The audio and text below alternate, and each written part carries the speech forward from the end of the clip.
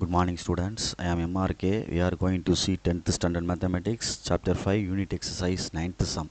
Find the equation of the line passing through the point of intersection of the lines 4x அப்போ given line எழுதுகிறேன் 9th sum. ஓகேங்களா right given line வந்து 4x plus 7y minus 3 equal to 0, which is equation number 1. 2x minus 3y plus 1 is equal to 0, second equation. Okay, intersection சொன்ன வார்த்தை இருக்குது, வெட்டும் அப்படின்னு சொல்கிறனால இது ரெண்டையும் நான் சால்வ் பண்ண போகிறோம் அப்படின்னா செகண்ட் ஈக்குவேஷனை 2ஆல் மல்டிப்ளை பண்ணு. செகண்ட் ஈக்குவேஷன் 2ஆல் மல்டிப்ளை பண்ணால் 4x minus 6y plus 2 is equal to 0. இது தேர்ட் ஈக்குவேஷன். ஃபஸ்ட் ஈக்குவேஷனை கீழே எழுது, சைனை சேஞ்ச் பண்ணிவிட்டு ஓகேங்களா, சைனை சேஞ்ச் பண்ணிவிட்டு ரெண்டையும் செப்பரேட் பண்ணுறோம்னு அர்த்தம். இது ஒன்றுடா, செப்பரேட் பண்ணுறோம்னு அர்த்தம். ஓகேங்களா, சைன் சேஞ்சு. அப்போது 2 minus 1 அடிச்சிட்டோம்னா இது முடிஞ்சிடும். இது minus 13y plus 1 is equal to 0, sorry 5 add ஆயிரும்ல. அப்போ minus 13y is equal to minus 5. ரெண்டு சைடு மைனஸை கேன்சல் பண்ணிட்டா y equal to 5/13 அப்படின்னு அர்த்தம். இது y answer, next X answer கண்டுபிடிப்போம். பாசிங் த்ரூ த பாயிண்ட் வேணும்ல, அப்படின்னா தான் இன்டர்செப்ட் ஃபார்ம் கண்டுபிடிக்க முடியும்.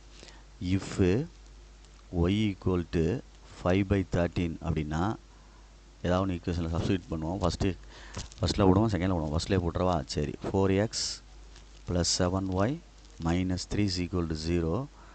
4x plus 7 into 5/13 minus 3 is equal to 0. 4x equal to 35/13 minus 3 is equal to 0. அப்போ 4x equal to 3 minus 35/13. அப்போ 3 வரும் 39 minus 35/13. இங்கே 4x. அப்போ செப்பரேட் பண்ணால் 4/13. இது என்னது 4x.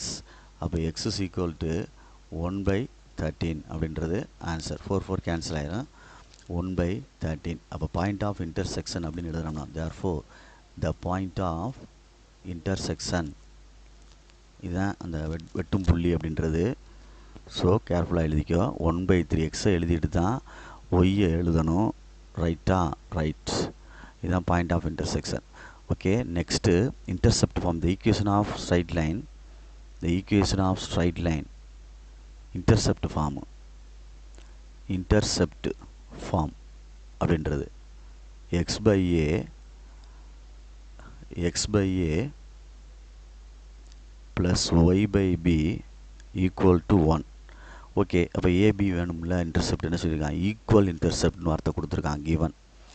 கிவன் என்ன கொடுத்துருக்கான்? ஈக்குவல் இன்டர்செப்ட்ஸ் அப்படின்னு சொல்லியிருக்கான். ஈக்குவல் இன்டர்செப்ட்ஸ் அப்படின்னா ஏ ஈக்குவல் டு பின்னு அர்த்தம். இல்லைனா ஏ ஈக்குவல் டு ஏன்னு வச்சுக்கலாம், அல்லது பி ஈக்குவல் டு பின்னு வச்சுக்கலாம். ஓகேங்களா, ரைட். அப்போ நான் பி ஈக்குவல் டு ரெண்டையுமே ஈக்குவல் பண்ணிக்கிறேன், அவ்வளோதான். அப்போ x by a plus y by a equal to 1. Passing through the point வந்து இந்த இருக்குது. பாசிங் த்ரோ த பாயிண்ட் வந்து 1/3, 5/13. இது 1/13 தம்பி, சாரி 1/13 இன்டர்செக்ஷன். ரைட். இப்போ எக்ஸுக்கு வந்து 1/13/a plus 5/13/a equal to 1. சரிங்களா?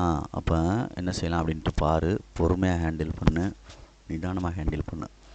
அப்போ 1/13 ப்ளஸ் 5/13 ஈக்குவல் டு ஏன்னு மல்டிப்ளை பண்ணிக்கலாம், இங்கிட்டு காமனாக எடுத்துகிட்டு. அப்போ 6/13 வந்துடும். எது? ஏ.